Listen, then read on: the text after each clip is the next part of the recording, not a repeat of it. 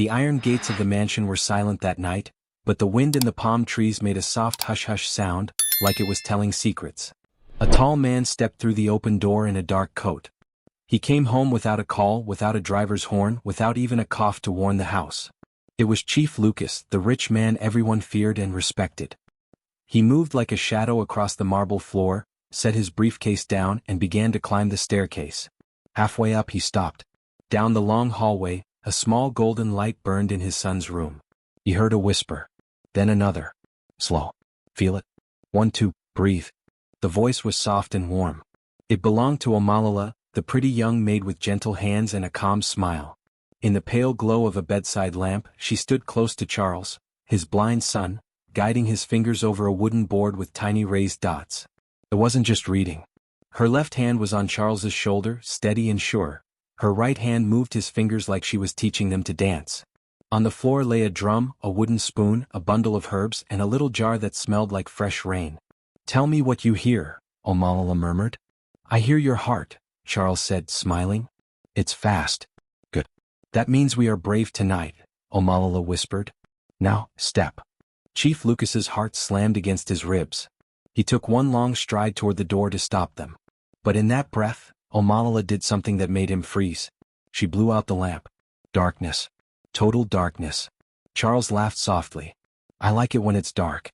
It feels like the whole world is the same as me." Omalala took his hand. "We will walk to the garden, Charles. Barefoot. Hear the wind. Taste the air. Feel the ground. Trust your feet. You can do it." "What?" Chief Lucas's voice thundered, too loud, too sudden. He tried to push the door open, but it stuck on the rug. "What are you doing with my son?" Omalala spun around in the dark. Charles flinched. A guard's flashlight flashed from the yard. The beam shot through the window and cut across the floor like a sword. In the sharp light, Chief Lucas saw his son's bare feet, the open door to the balcony and the night outside, the long drop of the stone steps, the black edge of the fish pond, and beyond it, the shadowed garden. Omalala squeezed Charles's hand and stepped forward. And Chief Lucas lunged. Cliffhanger. The day this night began was quiet and bright. The sun woke the house like a gentle drummer, tapping on windows and polishing the floors. The staff moved like a well-trained dance team, fast, careful, and almost invisible. Mrs. Parker, the head housekeeper, checked the flower vases and frowned at a single brown leaf. "Standards," she muttered, picking it out like a problem in a schoolbook. Omalala arrived with the morning bread and a shy wave. She wore a clean white apron, her hair braided neatly. She stopped first in the kitchen to help the cook, Mr. Dean, slice mangoes. She always did that. Her day began with helping someone else. When she walked into the wide hallway, she paused to look at the family photos on the wall. Chief Lucas shaking hands with big men, Charles as a baby in a white cap, and a smiling woman with soft eyes, Charles's late mother.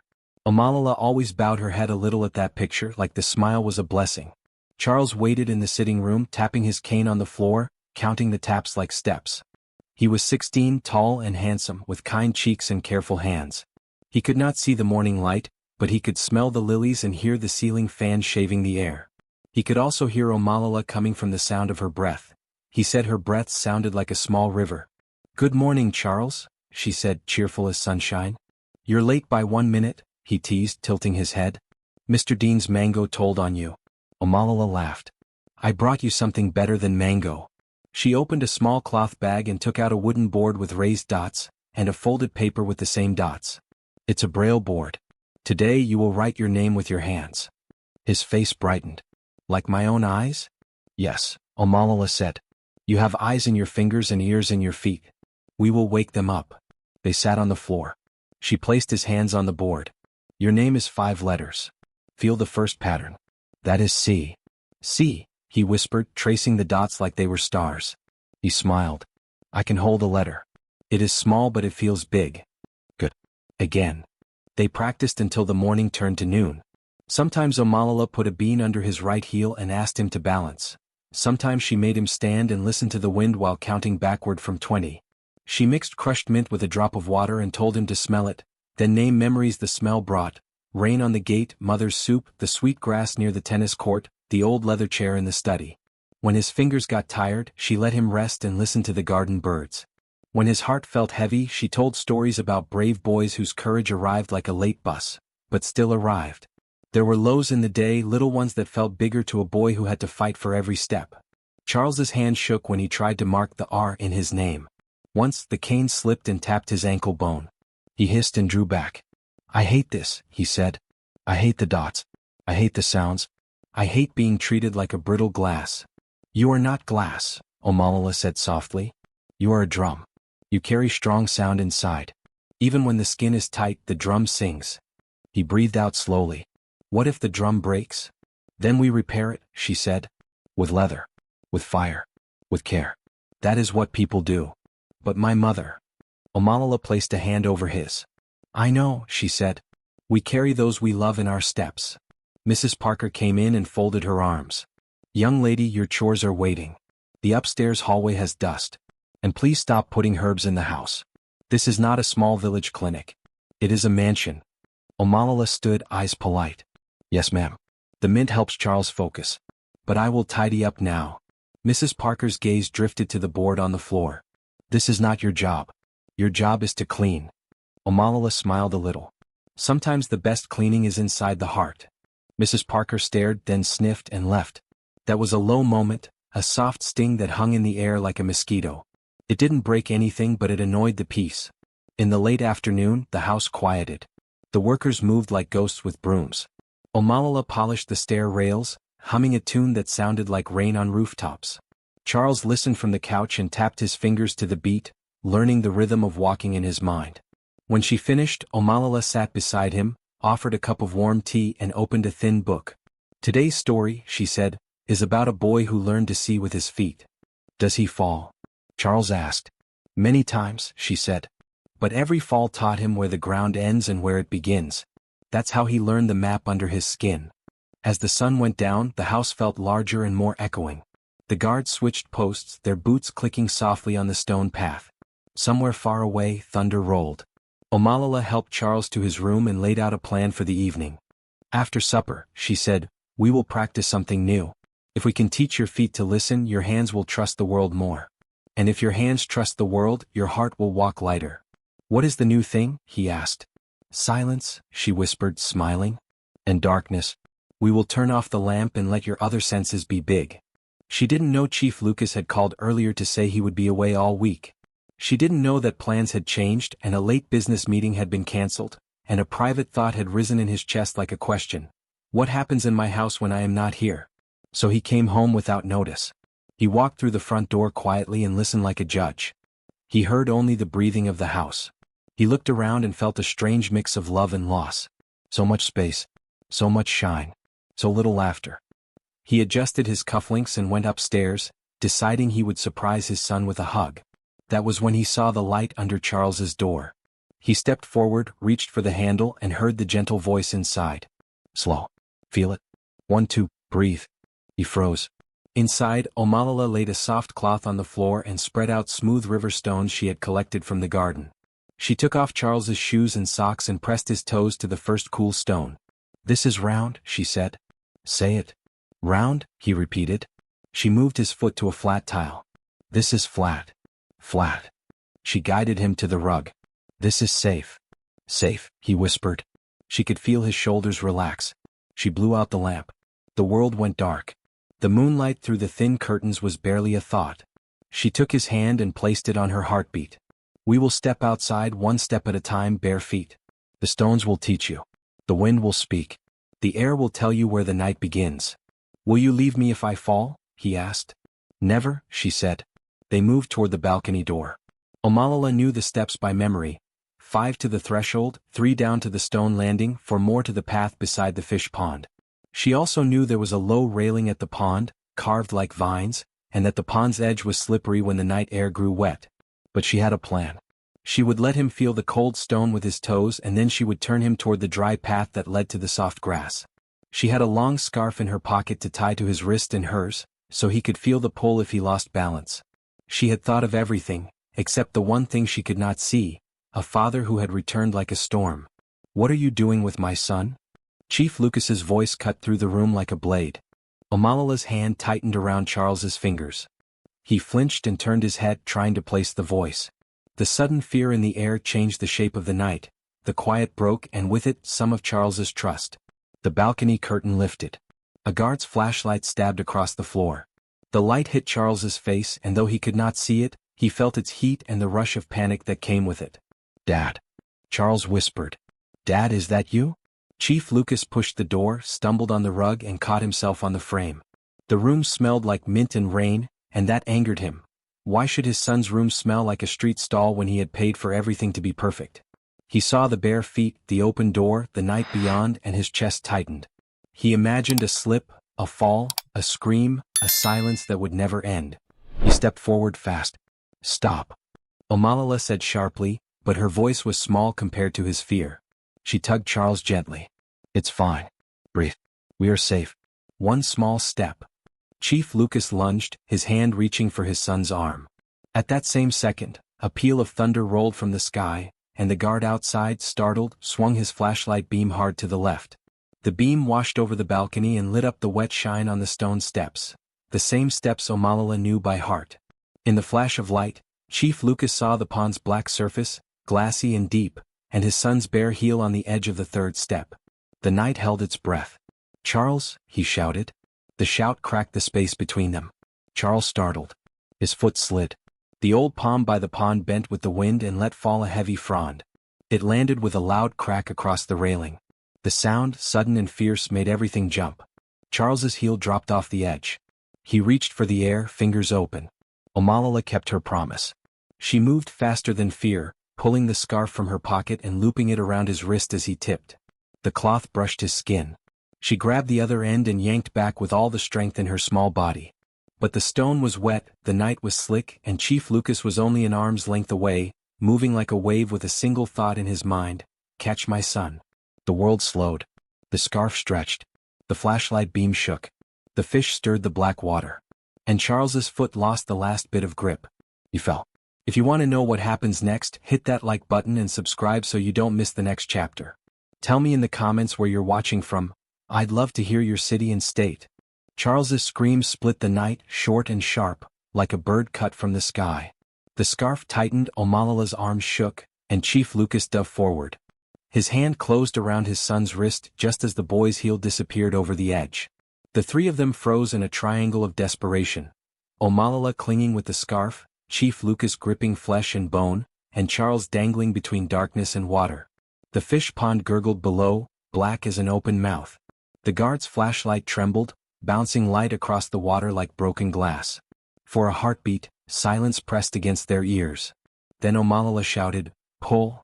Chief Lucas snarled, teeth clenched. His muscles bulged against his coat sleeve as he dragged his son back inch by inch. Omalala leaned back with her whole weight, her bare feet sliding against the polished stone, her braid swinging like a rope behind her. Charles groaned, his fingers trembling, not knowing if he was climbing toward safety or being pulled into danger. With one final heave, Chief Lucas yanked Charles into his chest. The boy's knees hit the stone hard, and Omalala tumbled forward, landing on both of them. They collapsed in a heap on the wet floor. Charles's breath came fast and wild, like a galloping horse. "Dad," he whispered. "What happened? Did I fall?" Chief Lucas didn't answer. He looked at Omalala, his eyes like coals in the dim light. "You," he hissed. "What madness is this? What kind of game are you playing with my son's life?" Omalala's lips trembled, but her eyes stayed steady. "It's not madness," she said. "It's teaching him to stand. To trust himself." Chief Lucas's fist slammed against the stone railing, the sound echoing like thunder. Trust himself? By leading him to death. His voice roared, and even the guard outside flinched. Charles reached out, his hands fumbling until they found Omalala's wrist. "No, father," he said, his voice shaking but clear. "She was helping me. She makes me feel like I can see." Chief Lucas's chest tightened. For a moment he wanted to shout again, to tear Omalala from his son's side and throw her out into the night. But the word his son used, "see," hung in the air like a challenge. He grabbed Omalala's arm roughly and pulled her away from Charles. "You will explain this to me. Now." Omalala struggled but didn't resist too much. Her voice was calm though her heart was pounding. "You want him to be strong, Chief Lucas? Then let him walk in the world that belongs to him, not the prison you have built around him." Those words cut deep, sharper than a knife. Chief Lucas dragged her into the room and slammed the door shut, leaving Charles trembling by the balcony, his hands reaching for air that suddenly felt too empty. "Father?" Charles called. His voice cracked. "Don't hurt her." But Chief Lucas's footsteps drowned his son's plea. He shoved Omalala against the wall, his face inches from hers. "You dare speak to me about prisons? You, a maid in my house? You think you know my son better than I do?" Omalala met his glare, her voice soft but fierce. "I know his heart, Chief Lucas. He wants to live, not just survive." The words hung heavy. Chief Lucas's jaw tightened. For a moment he looked like he would strike her. But then, the sound of breaking glass shattered the room. Chief Lucas turned. Charles had knocked over the bedside lamp in his panic. Sparks fizzed at the broken bulb and the carpet caught a faint, dangerous glow. The boy was on his knees, his hand reaching out desperately. "Omalala," he cried. The rich man froze. The faint glow grew. A thin trail of smoke curled upward. The fire had begun. Don't forget to subscribe so you don't miss. The flames licked the edge of the carpet, small but fierce, like a hungry mouth spreading fast. Chief Lucas's eyes widened, and for a moment the proud man looked like a boy staring at something far bigger than himself. Smoke curled into the air, and the room's shadows began to dance on the walls. Charles coughed, his blind eyes wide, hands fumbling in the dark. "What's happening? Why does it smell like fire?" Omalala twisted free of Chief Lucas's grip and rushed to Charles. She pulled him up by the arm and whispered, "Stay calm. Breathe. It's just smoke. We must move now." Chief Lucas barked, "Stop. Don't touch him," but before he could finish, the flames snapped louder, the heat brushing against his face. He saw the fire beginning to crawl up the drapes near the balcony. His anger stumbled against fear. Omalala grabbed the pitcher of water from the table and threw it on the carpet. The flames hissed, but the fire didn't die. It shifted to the curtains where the water hadn't reached. The thin cloth flared, lighting up the whole room with an orange glow. The guard outside shouted, "Chief! Fire!" His flashlight beam bounced wildly as he ran for help. Charles clung to Omalala's hand. "Tell me what's happening." Her voice was firm, though her chest was racing. "The room is burning. But listen, your feet will guide you. Step with me." She tugged him toward the balcony, her bare feet slapping the floor. Chief Lucas roared, "No. Not that way," and rushed to block the door. His wide shoulders filled the frame, his shadow long in the firelight. Omalala stared at him, her face glowing with sweat and courage. "Do you want him trapped in here? Then move." For the first time in years, someone ordered Chief Lucas like a child. The words hit him harder than the heat. His jaw tightened, but in the split second he hesitated, the curtain ripped free of its rod and fell, a sheet of fire landing on the bed. The roar of the flames swallowed his pride. He grabbed both of them, maid and son, by their arms and dragged them into the hallway. Smoke chased them, thick and choking. Downstairs the staff screamed and ran with buckets. The alarm bell clanged, shaking the night awake. By the time the guards and workers battled the fire, the three of them stood outside on the dewy grass, coughing, their clothes smudged with ash. Charles clutched Omalala's hand tightly, refusing to let go. Chief Lucas's chest heaved, his expensive shirt damp with sweat. The house still stood, but the window to Charles's room glowed black with smoke. Charles tilted his head toward his father. His voice shook, but it was strong. "You wanted to know what she does for me? She saved me. Twice. You came home without notice, father, but if she hadn't been here, you would have come home to nothing but ashes." Chief Lucas said nothing. His eyes shifted between the maid's steady gaze and his son's trembling body. For the first time, doubt cracked through his pride. But before the silence could settle, another scream broke the night. It came from the far end of the compound, one of the guards. Chief Lucas. Someone broke into the garage." Chief Lucas's face twisted. "What?" The guard came running, breathless. "Your Mercedes, it's gone." The fire was no longer the only crisis. If you're hooked by this story, hit that like button and subscribe. The word struck Chief Lucas like a hammer. The Mercedes is gone. His prized possession, worth more than some men's houses, was no longer in the garage. His fists clenched at his sides and his jaw tightened like stone. "Impossible," he growled, storming toward the garage with two guards trailing him. Smoke still curled from the upstairs window, but his mind now raged on another fire, theft inside his own walls. Omalala kept Charles close on the lawn.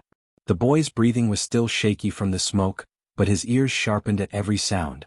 "What's happening?" he asked. Omalala stroked his arm gently. "Your father's car was stolen." Charles's brows pinched. "Stolen? From here? But the gates are locked and the guards." Yes, Omalala said softly, watching the guards rush like ants across the compound. That's what makes it worse. Inside the garage, the air smelled of petrol and rubber.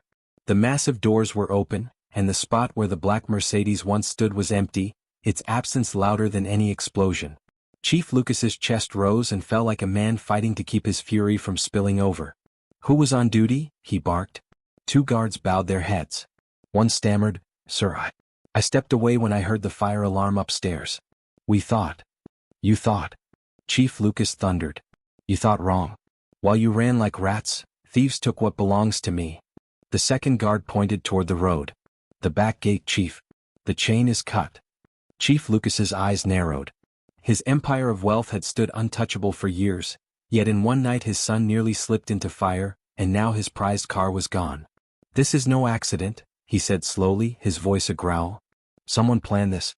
Someone inside this house." The staff gathered nervously in the courtyard, their faces pale in the torchlight. Mrs. Parker wrung her hands, muttering prayers under her breath. Mr. Dean, the cook, stared at the ground. The younger maids huddled together, whispering. Charles tilted his head. "Father, listen." His voice was calm but firm. "Everyone here is afraid. But fear doesn't mean guilt. Don't accuse them blindly."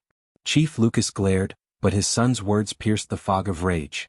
He turned slowly and his eyes fell on Omalala. She stood tall, though her apron was smudged with ash. "You," he said, pointing at her.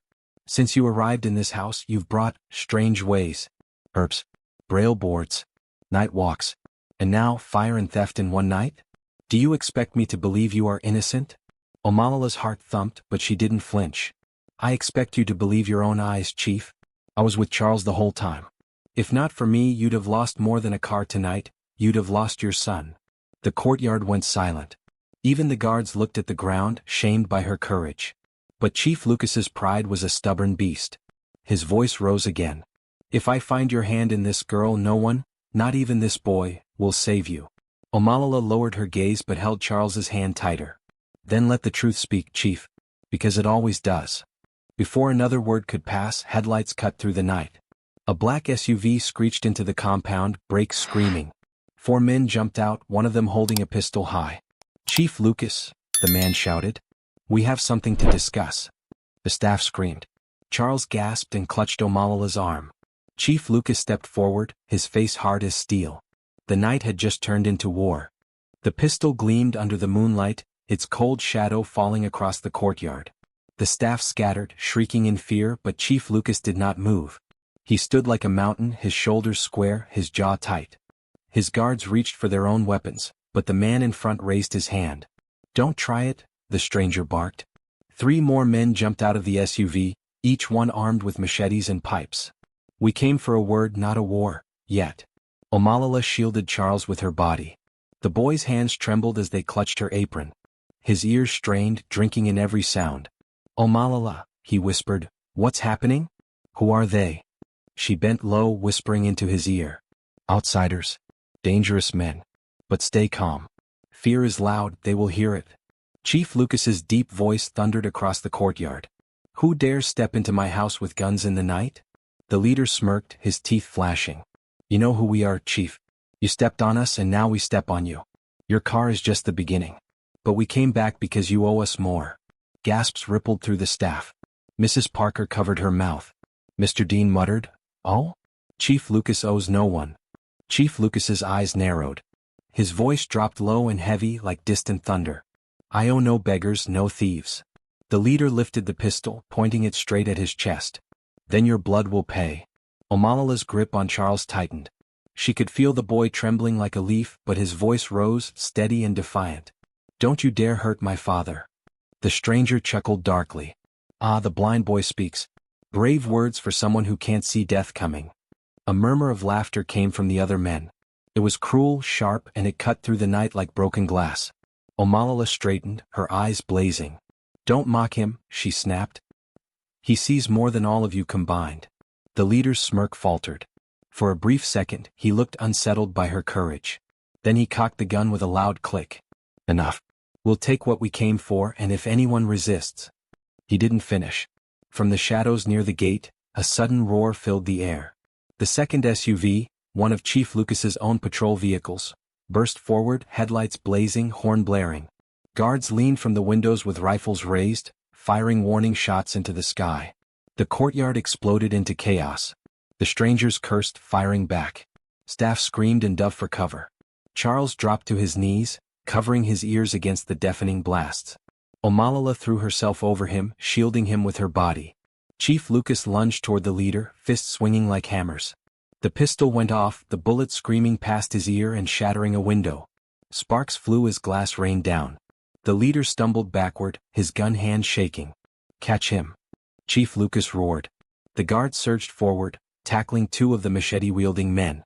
The courtyard became a battlefield of fists, kicks, and steel. The smell of gunpowder mixed with the lingering smoke from the fire upstairs. Omalala held Charles close, whispering fiercely, "Stay down, don't move, trust me." But inside, her heart pounded like a drum. Through the chaos, one of the thieves broke free and lunged toward them.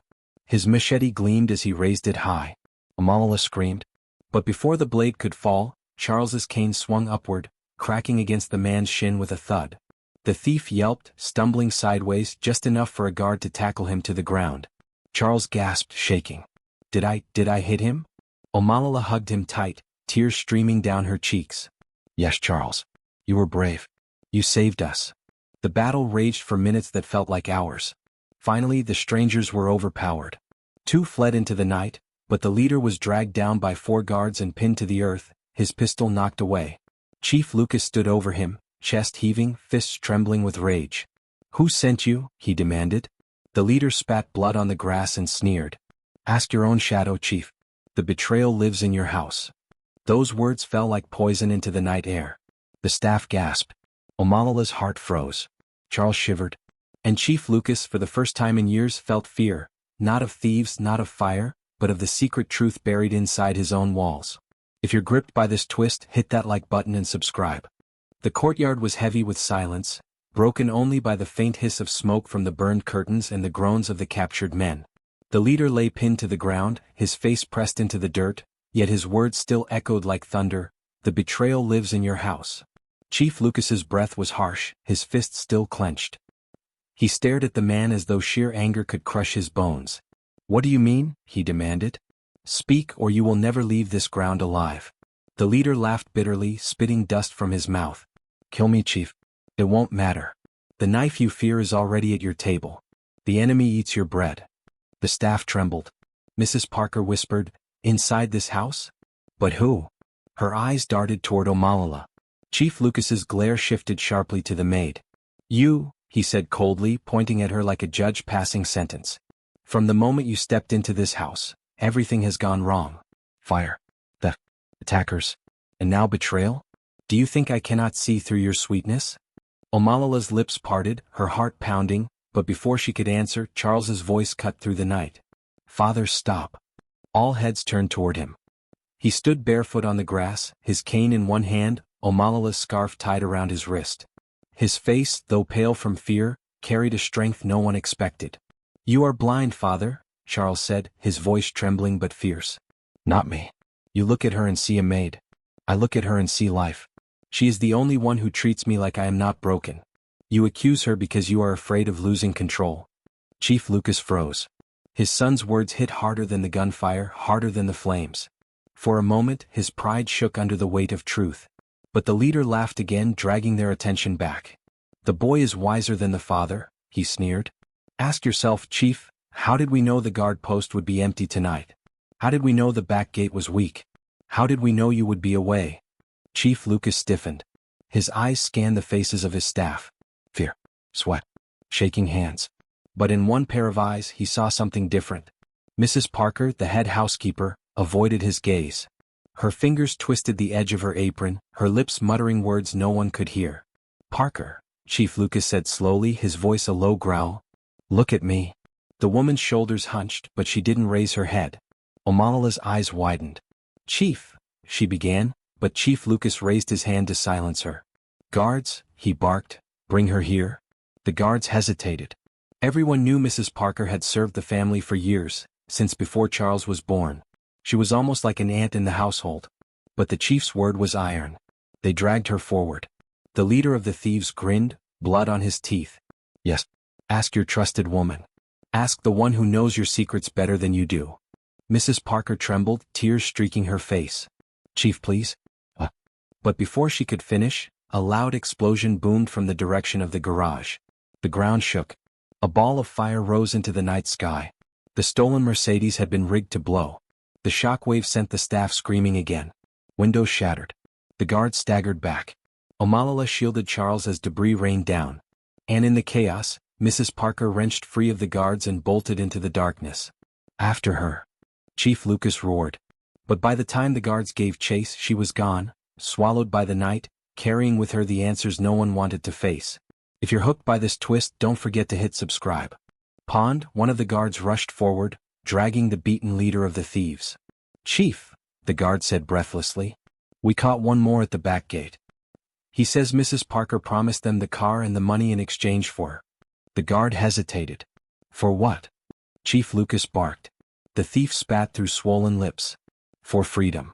She said she was nothing but your servant, chained in golden walls. She wanted a share of your empire.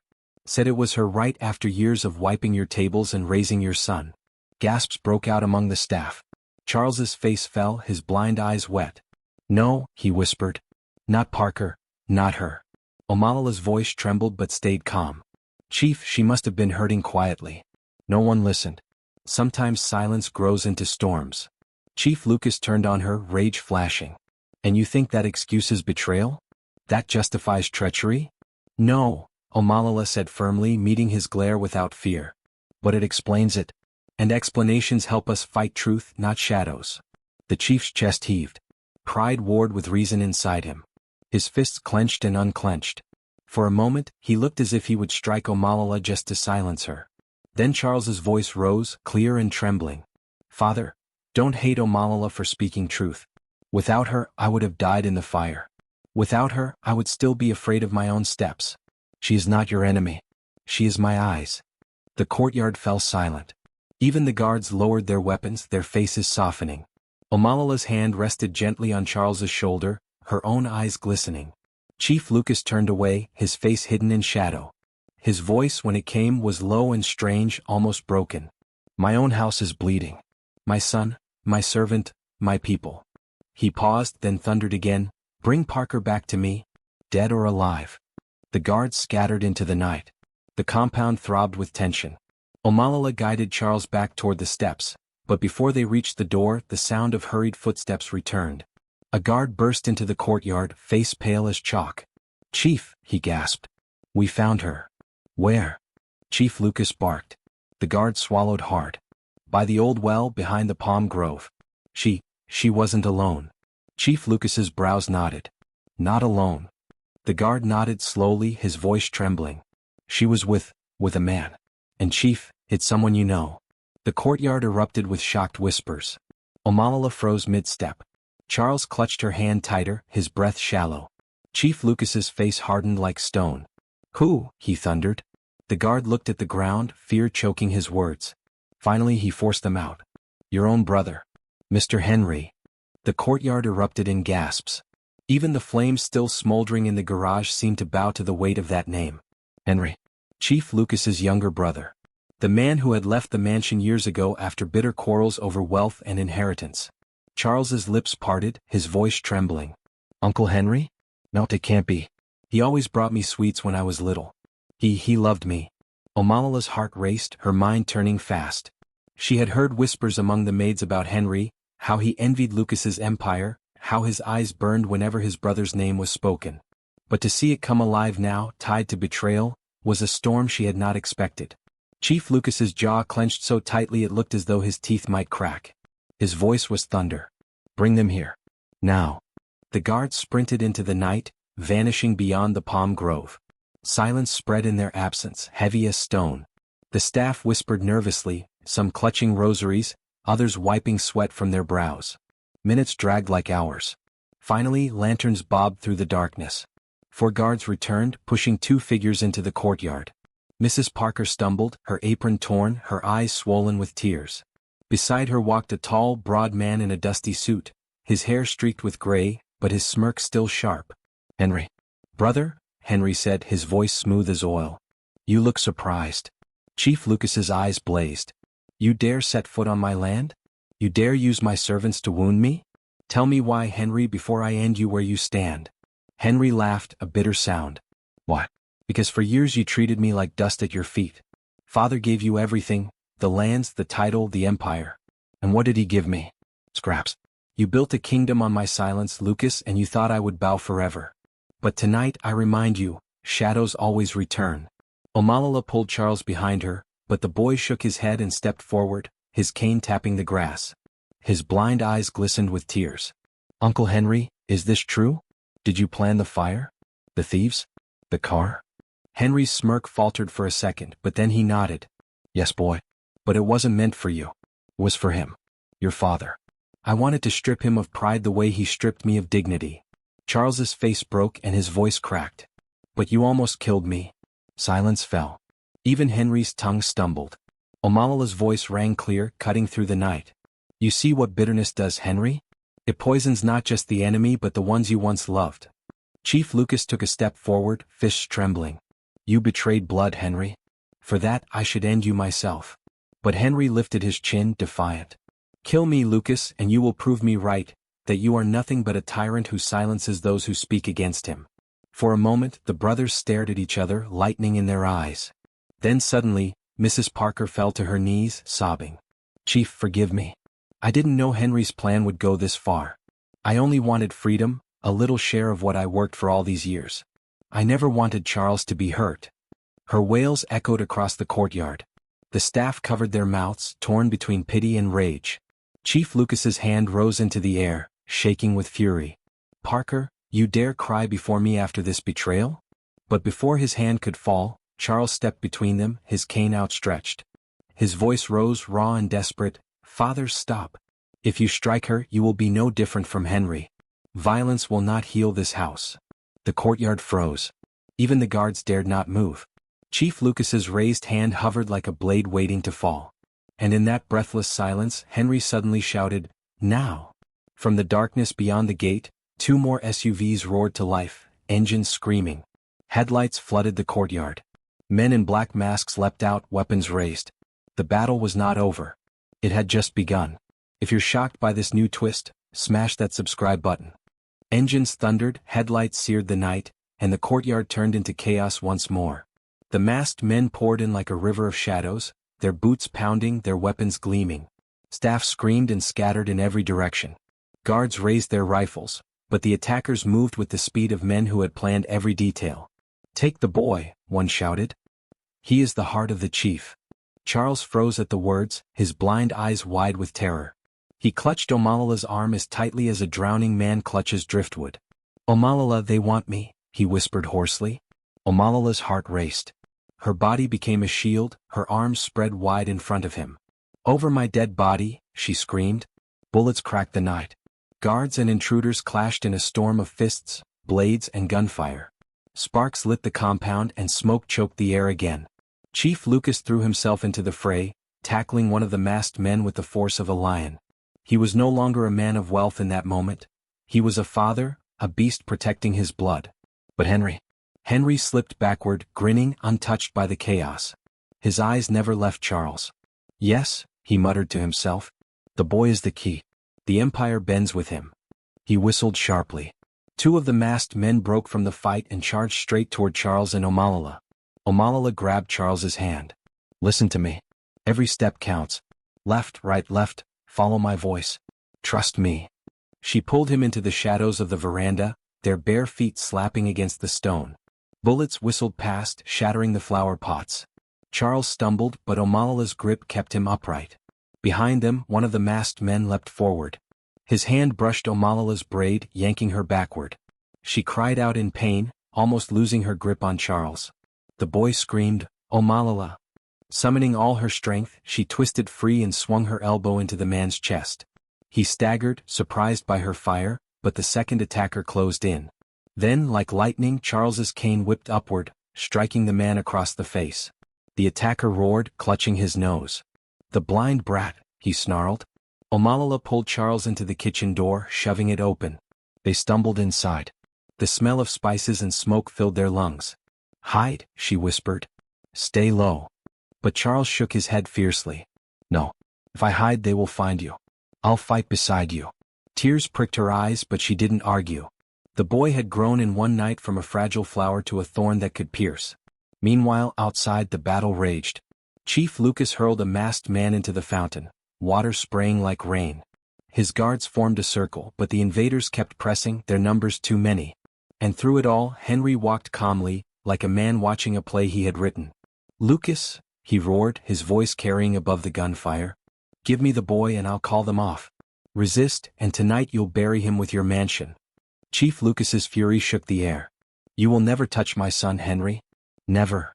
But even as he spoke, one of the masked men slipped through the smoke and crashed into the kitchen.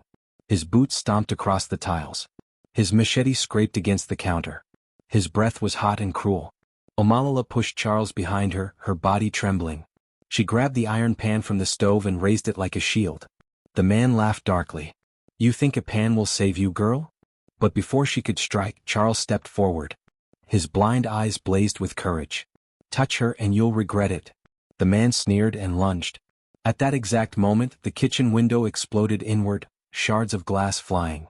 Chief Lucas crashed through, roaring like thunder. His fist met the attacker's jaw with bone-cracking force.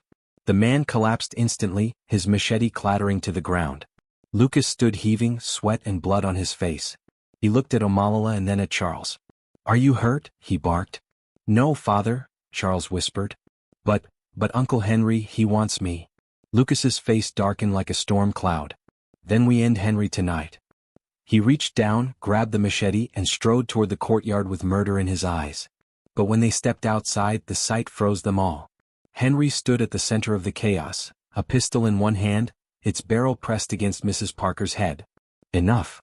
Henry roared. The attackers froze, the guards froze, even the staff stopped screaming. The courtyard turned to stone under his voice. Henry's eyes glittered in the firelight. Brother, choose. Your empire, your son, your pride, or this woman's life. One bullet, Lucas, and your loyal servant dies with your name on her lips. The night held its breath.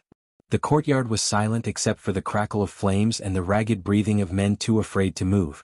Henry's pistol pressed into Mrs. Parker's temple, her face drenched with tears. Her body shook like a leaf caught in a storm. Don't do this, she whimpered, her voice breaking.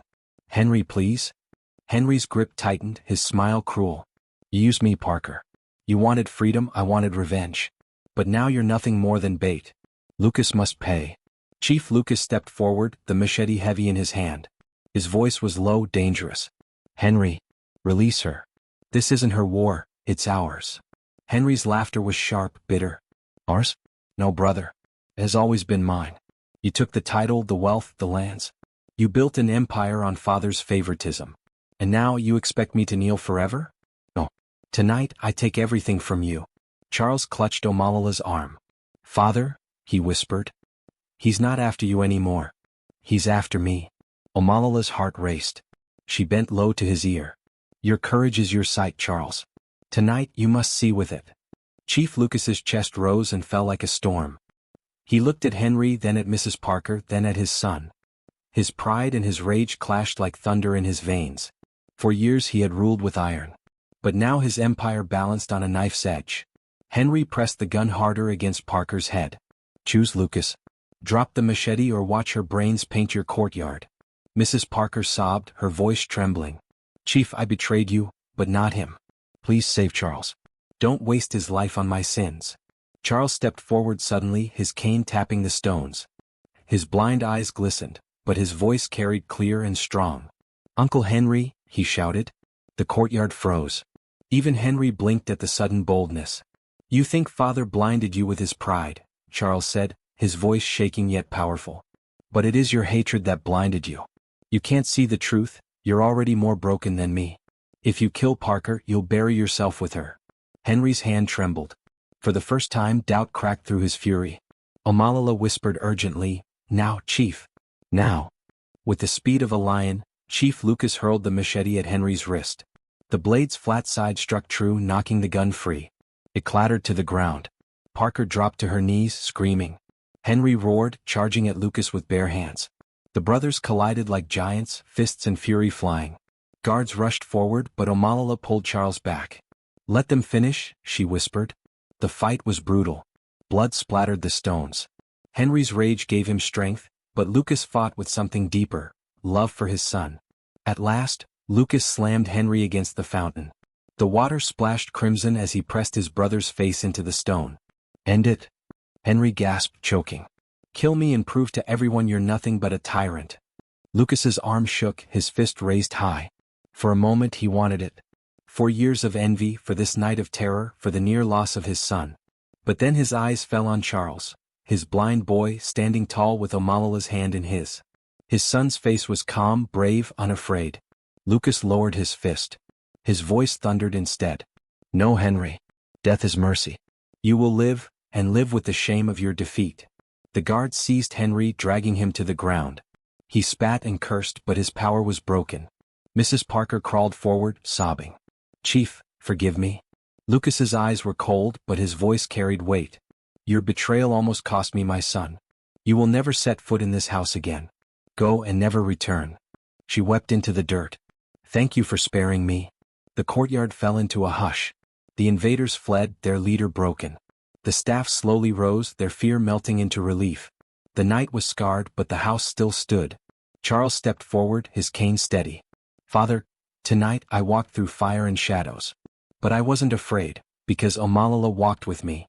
He reached for her hand, holding it tight. "She gave me courage when even I had none."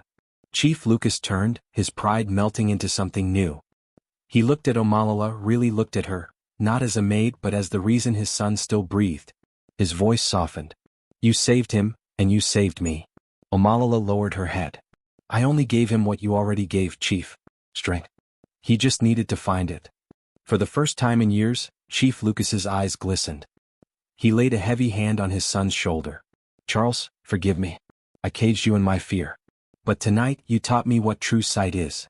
Charles smiled faintly. "Then maybe we are both learning to see." The wind carried away the smoke. Dawn broke slowly over the compound, golden and calm. The nightmare had ended, but the lessons would last forever. Pride had been humbled, betrayal unmasked, and in the ashes, kindness and courage rose brighter than gold. The empire of Chief Lucas did not fall that night. Instead it changed. And at its heart stood a blind boy who could see, a maid who gave hope, and a father who finally learned the meaning of love. If you stayed with this story to the very end, thank you. Don't forget to subscribe to the channel for more powerful stories like this one. And please comment below where you're watching from.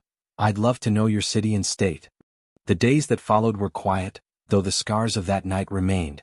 The smell of smoke lingered faintly in the curtains, and the cracked stones of the courtyard bore witness to the battle that nearly tore the household apart. But in the silence after the storm, something new began to grow. Chief Lucas rebuilt more than his garage, he rebuilt trust. For the first time he walked with his son in the garden without servants clearing the path. He learned to slow his steps, to match Charles's rhythm, to let his boy lead with the cane. He no longer hid his son from the world, he let the world see him as he was, strong, brave, alive. Omalala was no longer just the maid. Her place in the house was different now, respected and valued. She still tied her apron each morning, still swept the floors and folded the linens, but her voice was sought in matters of Charles's education and even in decisions of the household. Staff who once dismissed her now listened when she spoke. Mrs. Parker vanished into the night and was never seen again, her betrayal a wound that healed but never truly disappeared. Henry, broken by his own envy, remained in prison. His name no longer feared but pitied. His downfall became a lesson whispered in markets and gatherings: envy blinds faster than darkness. As for Charles, his life transformed. He practiced his braille every morning, his fingers quick and sure. He played his drum at sunset, the rhythm echoing across the compound like a heartbeat of hope. He no longer feared the dark, for he had learned that courage was brighter than any lamp. And beside him always was Omalala, the girl who had given him sight without eyes. One evening, under the wide sky painted in red and gold, Chief Lucas gathered the household. He spoke with a voice steady and humble. "Wealth without love is emptiness. Power without kindness is weakness. My son and this house have taught me to see again. From this day, no one under my roof will live as a shadow." The staff bowed, but Omalala and Charles simply smiled. They already knew the truth. The mansion was no longer just walls of marble and stone, it had become a home. And in the stories told long after, people did not remember just the fire, the thieves, or the betrayal. They remembered the blind boy who found courage, the maid who gave him sight, and the rich man who finally learned to see.